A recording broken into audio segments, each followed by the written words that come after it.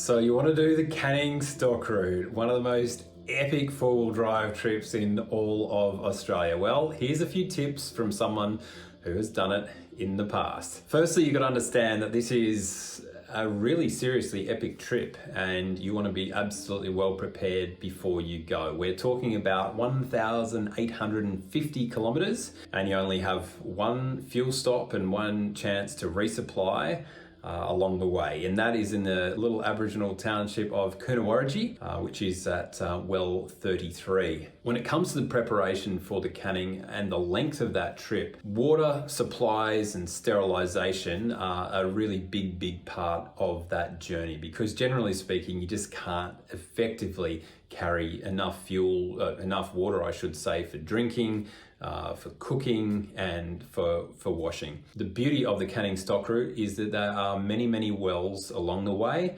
and those wells are in particularly good condition thanks to wonderful people from mainly four-wheel drive clubs in Western Australia who look after these wells and fix them if they get broken. And so you can pull water out of them with a bucket along the way. Getting the water out is fine and often it looks very clean, but looks can be deceiving because being a well, all sorts of animals can fall in there. You can have snakes fall in and die, rodents, all sorts of animals and things can fall in there, and if they do, they can carry some pretty nasty things like Giardia and Cryptosporidium, which are nasties that will give you, at the very least, a bad case of the trots or diarrhea.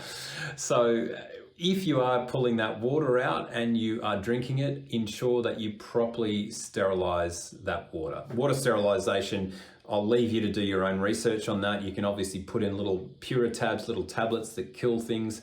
But there's also some electronic ways that you can actually kill those bacteria. One of the ways is quite interesting in that it doesn't actually kill the bacteria, but it sterilizes them and stops them from breeding, as in breeding in your system, which essentially makes them non-effective at causing that diarrhea as well. But do your own research on that and make sure that you have the ability to sterilize, 10 litres, 15 litres, 20 litres at a time, so that you don't run out of water and you're not relying on something silly like water bottles for 19 through to 21 days, which is how long it takes to do the Canning stock route. Now, the Canning stock route was established in the early 1900s by Alfred Canning, and he had the idea to transport cattle from the Kimberley down to the goldfields, and so as a result he needed to make sure that there was water all the way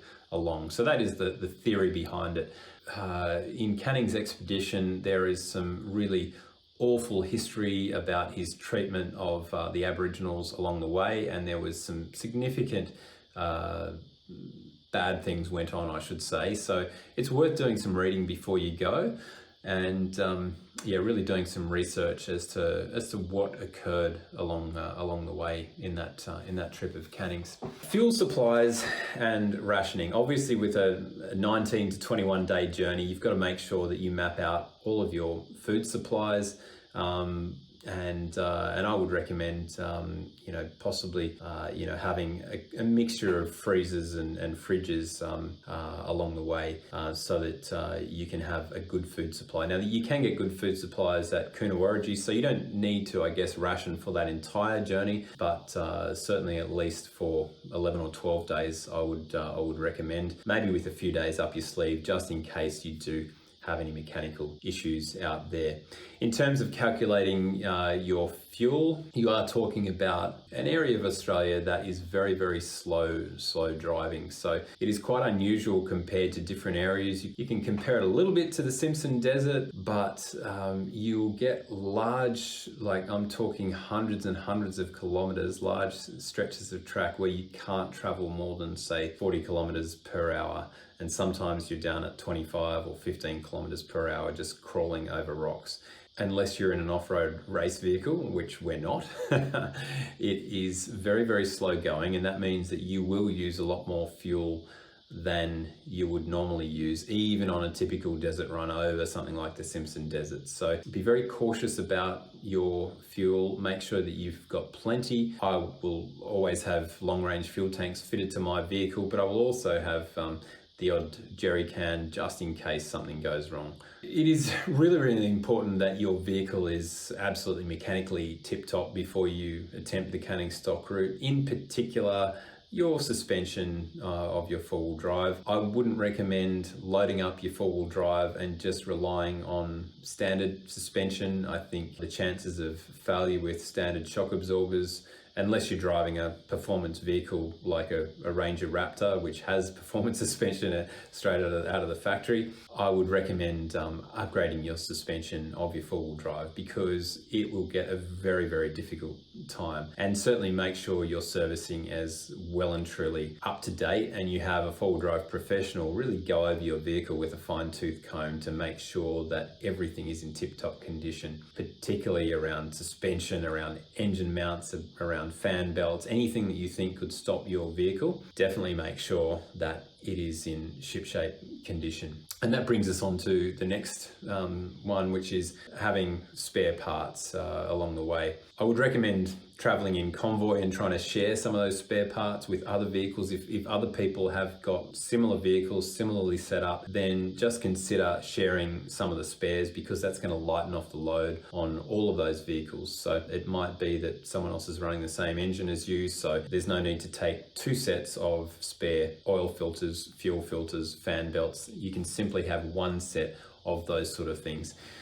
Shock absorbers is another thing that can tend to fail on the canning stock route, so I would also look into that. It's also important to protect your vehicle when you are actually on the track itself, and on the canning stock route, depending on the season, if there has been a very wet season prior, you can get a lot of grass growing in the middle of the track, and that grass is full of seeds, and those seeds can get stuck in your cooling system, your radiator, in your four-wheel drive, and when those seeds get wet, they swell up and they really block things in your radiator, so you're going to have some overheating problems there. So it's not a bad idea to actually throw some mesh, some shade cloth or something like that over the front of your vehicle if you are in one of those high seed seasons. If it's been particularly dry, then you may not need that, but it's a wonderful precaution to take to make sure your vehicle doesn't overheat in that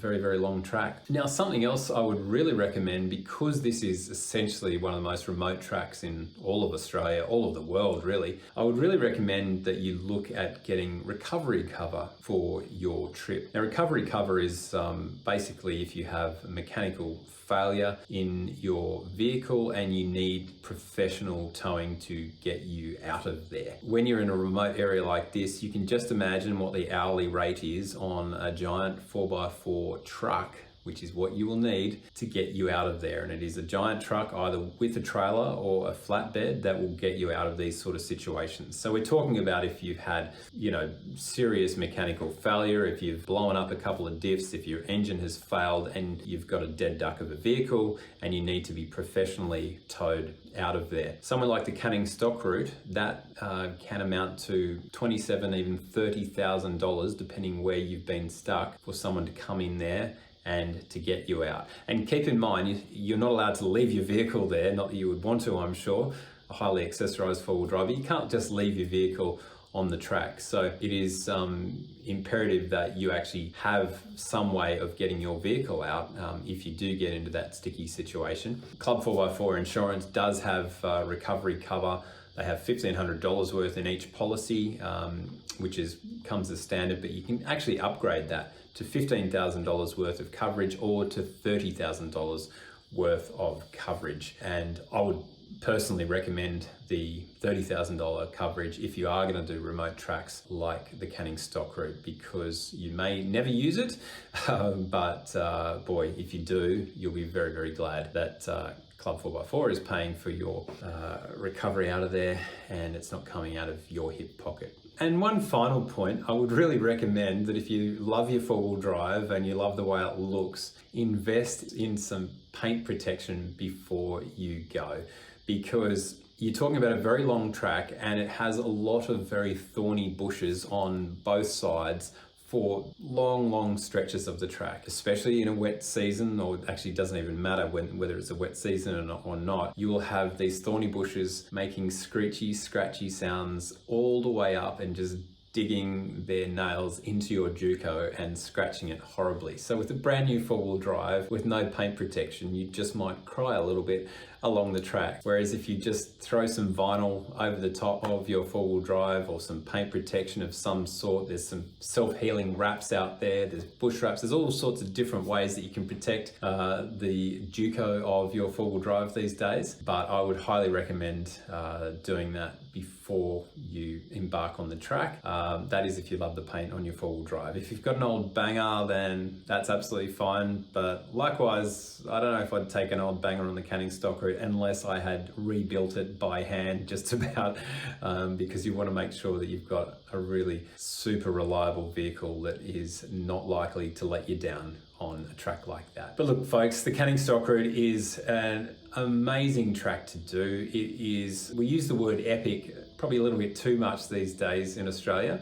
but in terms of 4x4 tracks, it really is an epic one, and it is absolutely one that I would add to your bucket list if it's not on your list already. Well, these tips have been proudly brought to you by Club 4x4 Insurance. I'm Pat Callinan, and until next time, keep the shiny side up.